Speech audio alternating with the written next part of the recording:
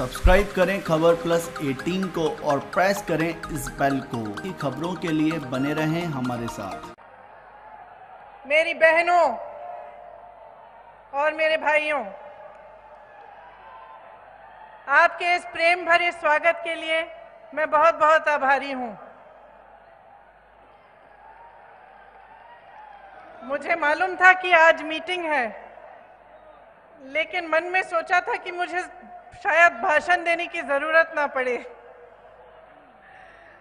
तो मैं भाषण नहीं देती। आपसे दो शब्द कहती हूं जो मेरे दिल में है। पहली बार मैं गुजरात आई हूं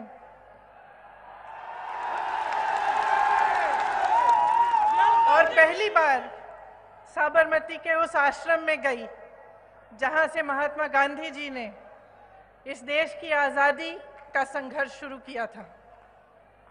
और मैं बता नहीं सकती आपको कि वहां उन पेड़ों के नीचे बैठे हुए भजन सुनते हुए मेरे दिल में क्या भावना जागी। ऐसे लगा कि आंसू आने वाले हैं, क्योंकि मैंने उन देशभक्तों के बारे में सोचा जिन्होंने जीवन संघर्ष किया, जिन्होंने इस देश के लिए अपनी जान दी, सब कुछ त्याग कर दिया, जिनके बलिदानों पर इस देश की नींव डली है। वहां बैठे हुए मन में ये बात आई कि ये देश प्रेम, सद्भावना और आपसी प्यार के आधार पर बना है। आज जो कुछ देश में हो रहा है उससे दुख होता है, और आप सब यहाँ इतनी तादाद में आए हैं। मैं दिल से आपको कहना चाहती हूँ कि इससे बड़ी कोई देशभक्ति नहीं है कि आप जागरूक बने।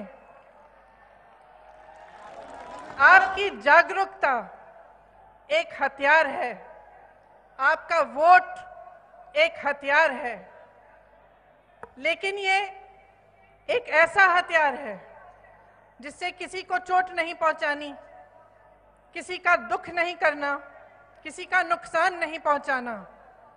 ये एक ऐसा हथियार है जो आपको मजबूत बनाएगा। आपको बहुत गहराई से सोचना पड़ेगा कि ये चुनाव क्या है, इसमें आप क्या चुनने जा रहे हैं। आप अपना भविष्य चुनने जा रहे हैं। फिजूल के मुद्दे नहीं उठने चाहिए।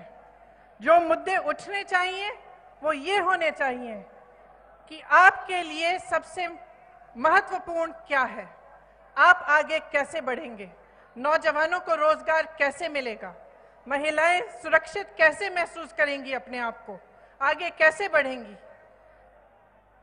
किसानों के लिए क्या किया जाएगा। ये चुनावी मुद्दे हैं और आपकी जागरूकता ही इन मुद्दों को आगे ला सकती है। तो मैं आपसे आग्रह करना चाहती हूं कि सोच समझ के इस बार आप निर्णय लें। जो आपके सामने बड़ी बड़ी बातें करते हैं, बड़े बड़े वादे करते हैं, उनसे पूछिए जो 2 करोड़ रोजगार उन्होंने आपको, जिनका उन्होंने आपको वचन दिया था, वो रोजगार कहाँ हैं। उनसे पूछिए कि जो 15 लाख आपके खाते में आने थे, वो 15 लाख कहाँ गए। जिन महिलाओं की सुरक्षा की बात करते थे, उन महिलाओं को किसने पूछा है इन 5 सालों में। सही सवाल करिए इस चुनाव में। आगे आने वाले 2 महीनों में आपके सामने तमाम मुद्दे उछाले जाएंगे। आपकी जागरूकता ही इस देश को बनाएगी। ये आपकी जिम्मेदारी है। आपकी देशभक्ति इसी में प्रकट होनी चाहिए। तो यहाँ पे जहाँ से हमारी आज़ादी की लड़ाई शुरू हुई थी, जहाँ से गांधी जी ने प्रेम की आवाज उठाई थी, सद्भावना की आवाज उठाई थी, अहिंसा की आवाज उठाई थी, मैं सोचती हूं यहीं से आवाज उठनी चाहिए। जो अपनी फितरत की बात करते हैं आपके सामने, आप उन्हें बताइए कि इस देश की फितरत क्या है। इस देश की फितरत है कि जर्रे जर्रे में सच्चाई ढूंढ के निकालेगी। इस देश की फितरत है कि नफरत की हवाओं को प्रेम और करुणा में बदलेगी। ये आवाज आप यहां से उठाइए।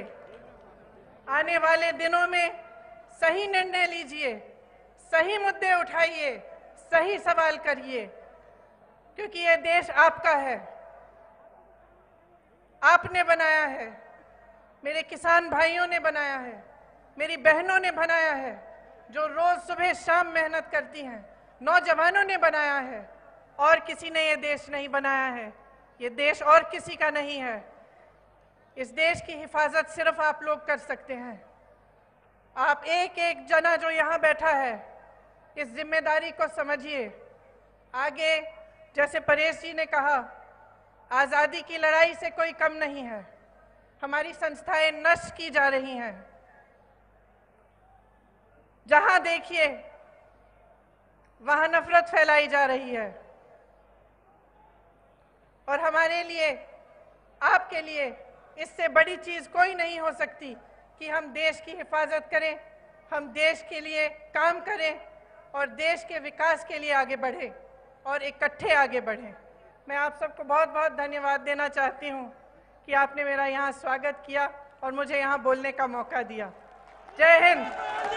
सब्सक्राइब करें खबर प्लस 18 को और प्रेस करें इस बेल को। खबरों के लिए बने रहें हमारे